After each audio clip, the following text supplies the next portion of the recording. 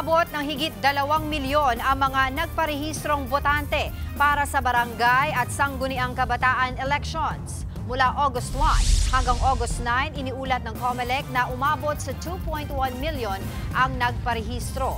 Pinakamarami raw ang naitala sa Calabarzon na sinundan naman ng Central Luzon at Bicol.